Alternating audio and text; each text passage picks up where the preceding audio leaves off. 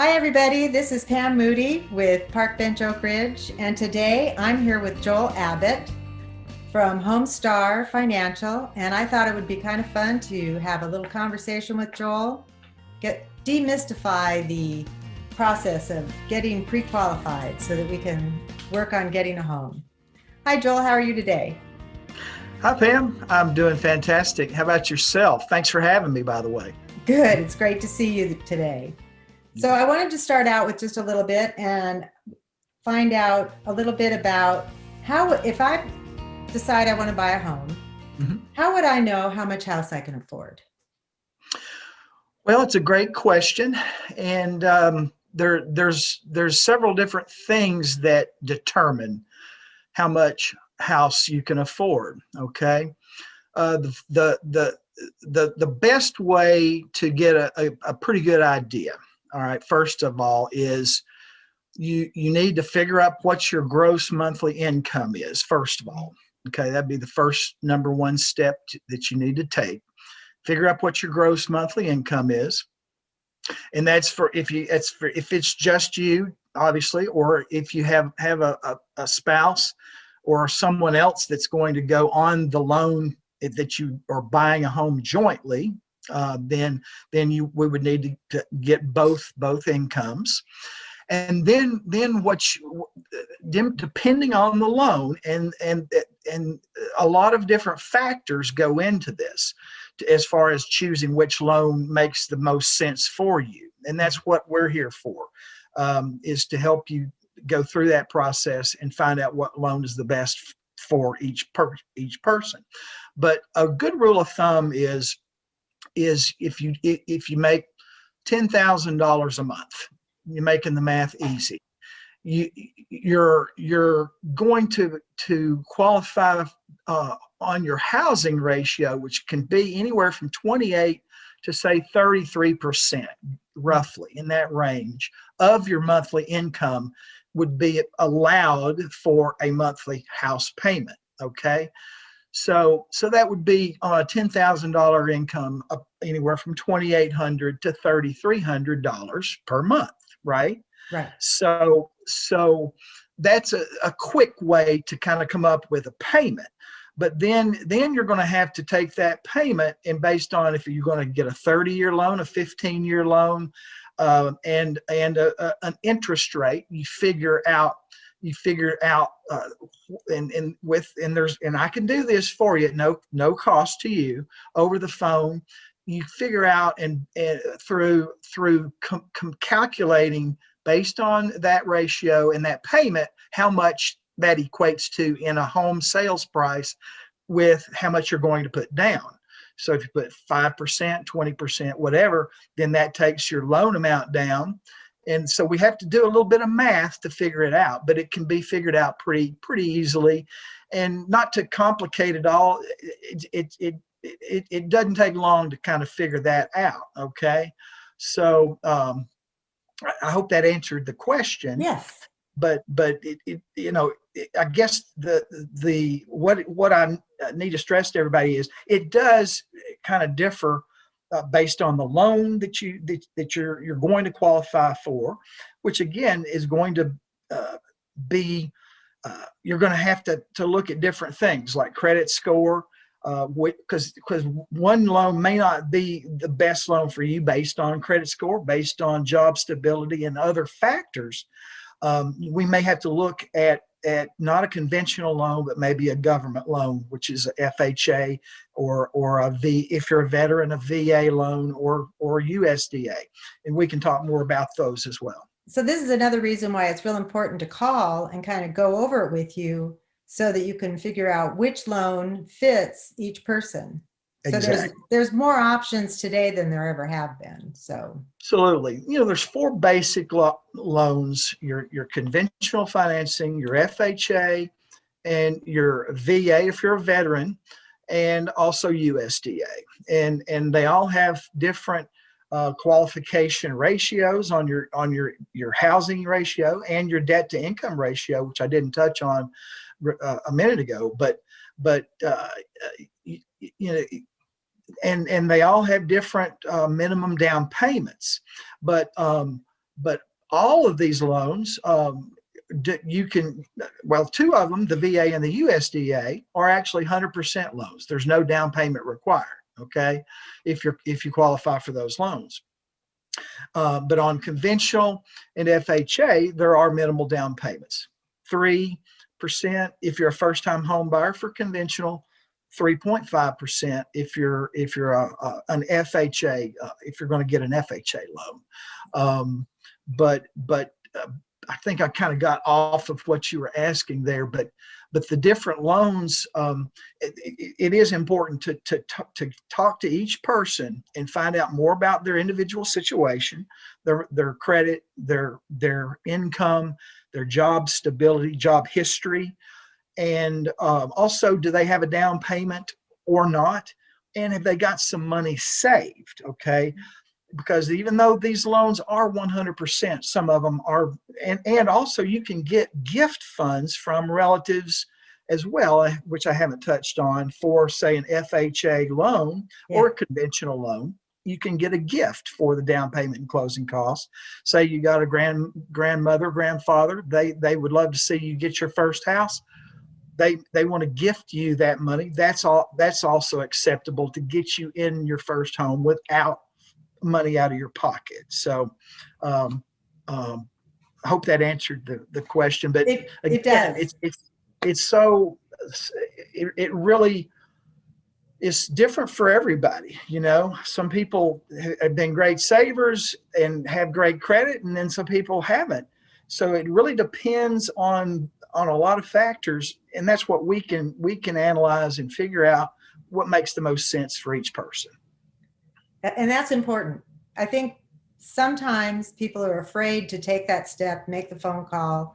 And I wanted to take this opportunity. See, Joel's not scary, and he's going to help you out. And then we can all work together and get you into a home. So I did want to ask, I know you touched on it a little bit, debt to income ratio and the importance of a credit score. Are they hand in hand a little bit? Yes, a little bit. Right now, the COVID-19 virus, it has altered lenders' minimum credit scores a little bit. Okay, just based on the risk, I guess, that's out there, as far as not risk of the virus, but the possibility, I guess, of people could be laid off or could be. So the risk levels for lenders has gone up a little bit with the pandemic. So our minimum credit score is now a 620, okay, which is still not that a lot of people have got that score as a minimum. Obviously, now the higher the score, potentially the lower the rate as well. Okay. And also on conventional loans, they are a little bit stricter on credit scores than, say, an FHA or VA. USDA is maybe a little bit stricter, but not as bad as conventional would be. But the debt to income ratio is very important as well. So that we can figure, and on an average, if you've got a 45% debt to income ratio or less, typically you're going to be in good shape. I can't guarantee that, because every situation is different, every person is different. Right. But there are some flexibilities there in the debt to income ratio, and what that is you take a monthly house payment.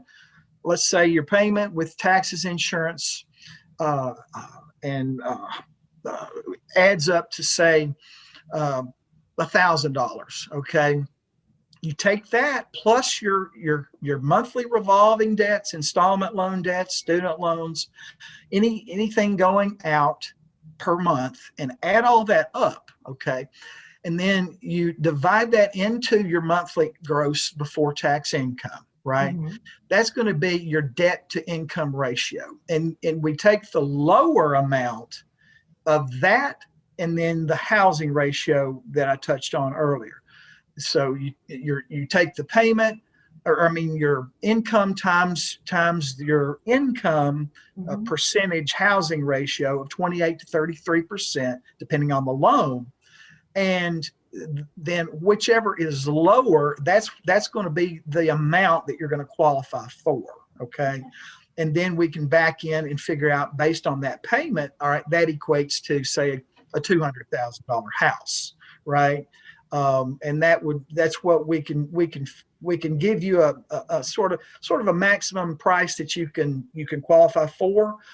Now most people I've found, they have kind of an amount in their mind what they feel comfortable affording, right? So if they say, hey, I can afford no more than $1,500 a month, okay, well then we can figure based on that how much house that equates to with taxes and insurance added to the principal and interest payment. And in fact, figure based on that, okay, you should be looking at $200,000 or whatever that figure may be. So I hope that answered the question. Yes, you did. Yes. And I know for a lot of people, some of this sounds real scary, but if they just pick up the phone, email you, get a hold of you a little bit, and you can walk them through it. And I don't bite, I don't judge. If they need some help working on their credit score, can you give them advice and help them so they can walk through it? I'm glad you asked about that, because hey, nobody's perfect. Every person at some point in their life goes through a few blips on credit, for example. I know I have. I mean, people so the key there is obviously you got to have a minimum score, the 620 we talked about. But if you don't have, okay, and there's ways to find out kind of what your approximate credit score is that are free online that you can go to. But now we use a mortgage credit score. It's a little bit different. So our scores tend to be a little bit, it could be 25 to 30 points different than maybe what you would get from a free online credit score company. But we can work with you, and there's a lot of things that are very simple to do to improve your credit score. And one of those is paying down your balances on revolving credit card debt, okay?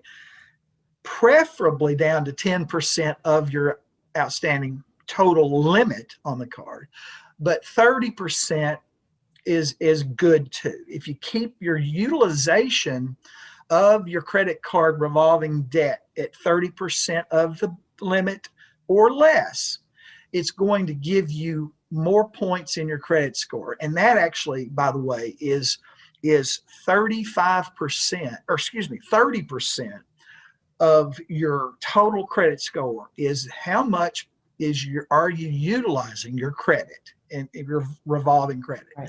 So that's one simple thing you can do, is make sure you keep your balances on your credit cards low as you can, and don't pay them off, by the way. If you're looking to improve your score, I know it sounds like you should pay them off, but it's better to show that payment history that you're making on-time payments and keeping the utilization percentage low. That improves your score more than if you pay it off every month, really, which is kind of crazy, but that's how it works. But that's one thing you can do. And the other thing that you must do is, and it's 35% of your total credit score, and it's what I'm sure all people know, and that's pay your any and all debt obligations on time every single month, like clockwork. And I advise people, set them up on automatic drafts, right, to where you don't forget. It just comes right out of your checking account, and you don't have to worry about ever being late. That's what I try to advise people to do. Get everything paid on time. That's the most important thing. Very good. Yeah.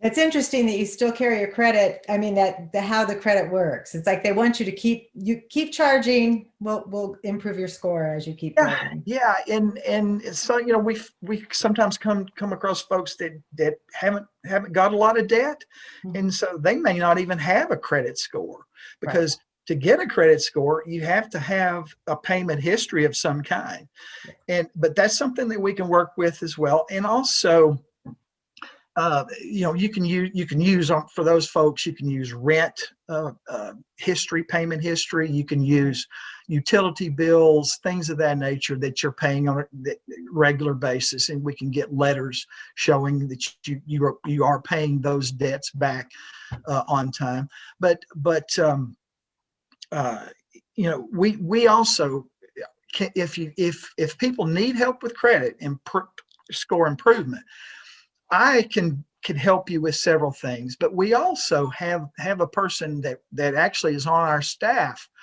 that we don't charge for. If you've got a lot of credit issues, if you have derogatory credit, things that really need to be addressed, that's something that we can help with at no charge. If we can't get you a score that is approvable, then you're not ever going to have a charge for this. But it's if we can't close the loan, you're still not going to be charged for it. Okay, so So if you offer like free help to get them set up so that they can get a loan. absolutely, That's absolutely. amazing. That's wonderful. I love that. That's Yeah, yeah. great. We don't make a dime until we actually close a loan, just like you. Yeah. Until you find a house and they close on it, nobody gets paid anything. So we want to make sure if you've got everything else that you need, you got a good job and good history there and decent enough income to qualify, and your ratios are in line, then and credit score is the only thing that you need to improve, then that's what we're here for, to help you to get there, right? And it sometimes it may take a few months, but we're willing to work with you, like I say, at no charge, to help you get there to where you can buy that first home, whenever that time may be in the future. That's excellent. That's wonderful. Well, Yeah, I think you've answered all the questions, and what I'd like to do is invite people to give you a call. The fact that you will work with them, help them reach that goal sure. is huge. That's a wonderful thing. I'm really glad that we got to that point where we could talk about that. The other thing I wanted to say is, if you're thinking about home shopping, give Joel a call, give me a call, and we'll work together. It's really nice if you can set it up so your agent can also work with the person who's doing the loan, because there's going to be, once you make an offer on a house, there's a lot of conversation about how we're going to process and go through the title. Right, So that's real important. right. Very important. And like you say, we're don't be afraid of picking up the phone and calling. Don't be intimidated. I know financials sometimes can be intimidating, and this process can be complicated a little bit, and intimidating, right? A little bit, but don't worry about that. We're here to help. We're here to make it easy for you to go through the process. But the key is do the loan part up front, as far ahead as you can, because like you said, and we've talked about, this market is a seller's market right now. If you're not pre-approved, there could be more than one offer on the house that you want to buy. And if you're not pre-approved, and that seller is not going to probably entertain your offer. That's Okay, true. so it's so important to know up front that you can close on that loan. So, and that makes that seller feel much better about taking your offer over someone else's that might not be. So, Yes. Yes. So at this point, I'd like to invite everybody, contact Joel. If you just even if you just send your email to him or to me, you kind of let us know. We can send you some information for first-time buyers and just kind of Absolutely. get you ready so that you're ready to come and look at all these homes. So Yeah, I'd like we to have say, a free home ownership guide. If you would like us to send that to you, we'd be happy to do that. No cost to you at all, which can answer a lot of questions. But the best thing to do is pick up the phone and call me, or send me a text or an email, and let's set up a time for a very brief conversation, and we can figure out when and what makes sense for you, and work towards getting you that first home. Or if you already own a home, let's get you a better, bigger, nicer home. Right, Pam? yes, yes. So Maybe with the office that you need now, since everybody's working from home the with the office in the pandemic. gym. Office in a gym. There you go. So if you look just below this video, there'll be some information. And if you're too busy to look right now, Joel's phone number is 865-236-1801. You can give him a call. He'd be happy to talk to you. You want to call me? 865-659-7056. Thank you so much for joining us today, and we'll see you again. Thank Bye, you, Pam. everybody. Bye.